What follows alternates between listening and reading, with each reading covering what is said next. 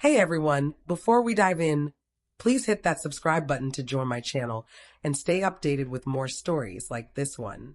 They missed my graduation and then had the nerve to ask for $50,000. I'm Tiffany Gordon, 36 years old. I stood on that stage, diploma shaking in my grip. The spotlight felt hot, but my heart was ice. For years of burning the midnight oil, fueled by coffee, all for this single moment. I searched the crowd. 3 empty chairs glared back. Chairs my parents swore they'd fill. My throat knotted. Cheers erupted around me, but none felt mine.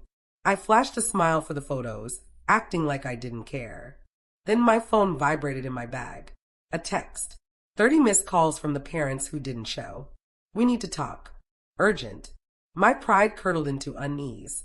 Something was off, and I couldn't guess how bad it would get. 5 minutes after I graduated, they forced me to choose them or my future. Part 2. The Unseen Daughter and the Ghost-Filled Dinner. I grew up in a home where the spotlight always found my sister, Shannon.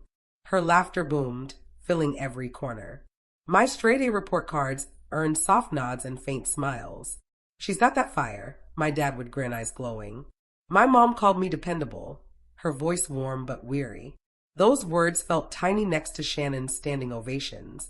I learned young that quiet winds left no ripples, so I carved my life from steady effort and relentless patience. I worked long shifts, then dragged myself to night classes, exhausted. 3 evenings a week. I sat under law school's fluorescent glow. Weekends were for textbooks and coffee-stained notes. Friends jetted off on vacations. I earned a badge of solitude. Birthdays brought quick calls and rushed good job texts. Shannon's Instagram dazzled brighter than my degrees. Her posts of glittering centerpieces and heartfelt captions got my parents' heart emojis. My finals earned curt replies. I hoarded every spare dollar, building a $60,000 safety net. I dreamed of a modest office, a sign with my name. That vision kept me going through exams and late shifts. I pictured their proud faces in the auditorium, rewriting our story. I reserved a restaurant, bought an emerald dress, sent them the date, time, and directions. They texted back, so proud, but it felt distracted, hollow. Those words warmed nothing.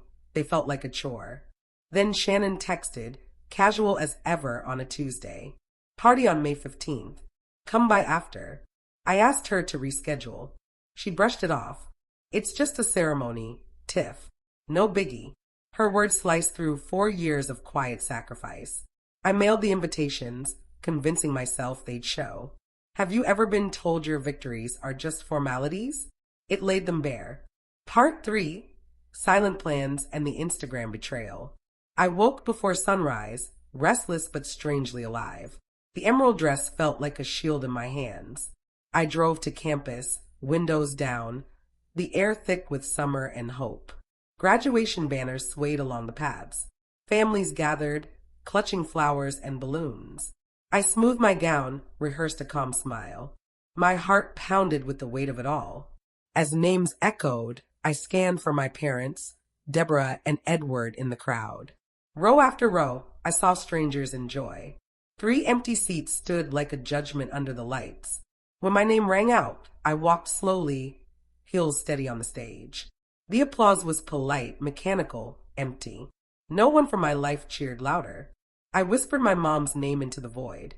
Silence replied where love should have been, colder than any criticism I'd faced. I cradled the diploma, its weight heavy in my hand. After photos, I stood among joyful families. Someone said congrats. I gave my practice smile. My phone buzzed. I ignored it, then looked. One Instagram post stole my breath. Shannon's party photos filled my screen like evidence. There they were, my parents, beaming at her table. Her caption, celebrating my big win tonight. My heart sank in a way words couldn't mend. If you've been through this, you're not alone. Mourning in public is a strange, hollow fury. My hand shook as I locked my phone. I drove aimlessly, headlights cutting the night. The city blurred. My mind replayed every slight. Traffic faded. Their faces haunted my windows. I stopped at a gas station lot. 30 missed calls flashed like an alarm. My dad's name pulsed repeatedly. I called back. Breath shallow, voice taut. Tiffany, it's Shannon. She fell. We need you. My stomach plummeted like stone. The hospital address felt near and impossibly far. I folded my gown in the back seat, hands numb. Hope and betrayal tangled into something nameless. I walked into the hospital, despite the chaos. Their faces at the desk looked worn, small. My mom gazed at me like I'd let her down. My dad's eyes begged. They threw out numbers like punches, hiding behind insurance. My throat choked on the word I dreaded. They asked me to cover Shannon's surgery. The proof waited in my inbox. Betrayal sharpened in my chest. I drove to the hospital, shoulders braced, something inside me turning to steel under the sterile light. Their smiles were on her side when my name echoed. Part 4, the hospital, the email, and the revelation. I stepped into the emergency room's harsh fluorescent glow. The antiseptic smell felt false. Shannon lay on a stretcher, a shawl draped over her legs, face pale, hair clinging to her forehead. My parents hovered, small and guilty, like ghosts. Tiffany, thank God, my mom said, her voice faltering. My dad's hands shook as he reached for mine. We don't have the money, he said, voice cracking. She needs surgery. $50,000, maybe more. The number hit like a boulder in my chest. $50,000 was nearly all I'd saved for my future, a $60,000 nest egg for an office, a life. The old pattern unfolded in that room. Shannon's mistakes always got a shrug and a check. My sacrifices were never their crisis. My mom pressed a phone into my hand, pleading, Please, Tiffany, you're our only shot. I wanted to scream. Instead, I opened my email, hand steady now. A forwarded message glared back, weeks old, Shannon's name in the subject. My stomach churned as I read. Plain and cruel. Skip Tiffany's graduation. She won't care. This contract's bigger. My mom's face paled, her lips burned by the words. She said it was fine, she stammered. My dad looked away, avoiding my gaze. The room shrank. The lights glared too bright. My hands trembled, not from grief, but from clarity.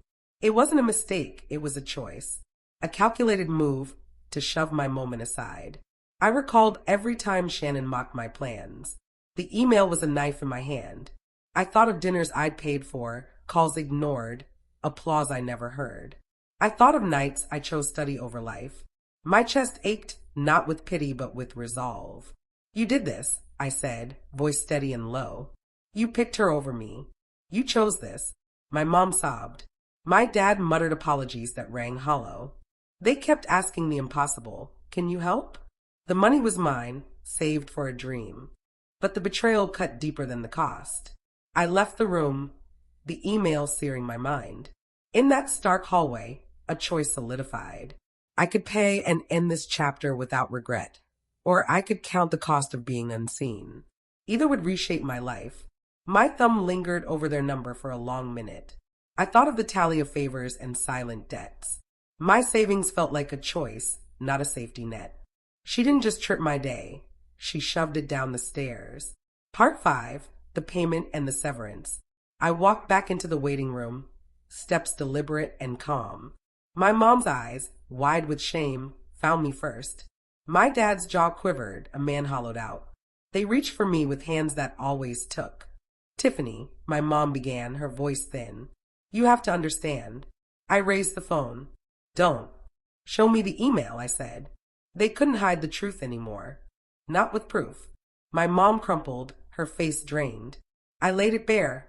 Shannon told you to skip my graduation. It wasn't an accident. It was planned. Silence choked the fluorescent room. My dad called it complicated. It'll ruin her career, he pleaded, voice unsteady. She needs this surgery, my mom begged, tears streaming. I let their words land, feeling each one.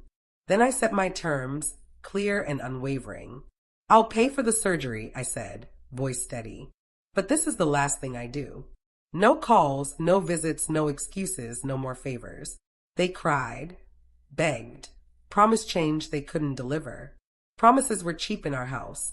I listened until their voices faded to tired echoes. Then I stood, hands cool, and walked to billing. The hospital terminal glowed like a quiet altar. I entered the numbers, steady-handed. $50,000 vanished in one click. The confirmation email chimed, final and sharp. I didn't cheer or gloat. I just exhaled. In my car, I canceled the dinner reservation for 4. Please hold, the voice said. No, I replied. Cancel it. I'm not coming. Then I blocked 3 numbers with calm precision. My mom's name vanished from my screen like a fracture. My dad's messages went to a folder I'd never open. I unfollowed and muted Shannon's profile, silencing her echo. The relief wasn't loud or instant. It was a quiet space in my chest. I paid for her surgery and shut the door. If you've ever chosen yourself, share below. My life's ledger was balanced. I checked my account. $10,000 stared back. Small but honest. It felt terrifying yet clean. I thought of every unthanked hour I'd invested. This was the price of closing the book. I tucked the confirmation into my wallet like a receipt. Then I drove home under a sky that didn't judge. I funded her surgery and buried my need for their cheers. Part 6, Miami, Rebuilding and the Message. I left Charlotte at dawn in a rented truck, hands steady. The city faded in my rear view, its demands left behind. Miami felt bold, hot, loud, brimming with potential. With $10,000, I leased a small downtown office. No grand sign, just my name on a worn brass plate. I bought a wobbly desk, a used chair, a cheap coffee maker. My first client call came in a room that smelled of fresh starts. Single moms, tangled estates, custody battles, work that spoke to my soul. Each one felt like a stitch in a scar. Word spread slowly. Referrals trickled in, cautious but hopeful. Mornings meant court filings, nights brought thankful notes. I built a practice from grit, not approval. I learned to bill my time and guard my evenings. My first 10 clients paid, then sent 10 more. Each website testimonial felt like proof I mattered. We toasted our first profitable month with cheap wine in the office. Mornings tasted like opportunity, not obligation. Sometimes I cried alone, then took client calls with steady hands. My parents left voicemails I never played. A cousin texted an apology, then went silent. Shannon lost a big client. The industry buzzed about her party. I felt no triumph or vengeance, just a quiet clearing. Freedom was softer than I'd imagined, sharper than relief. I paid for her surgery to end the chapter without regret. Then I cut the ties that kept me small. Boundaries weren't punishment, they were promises to myself.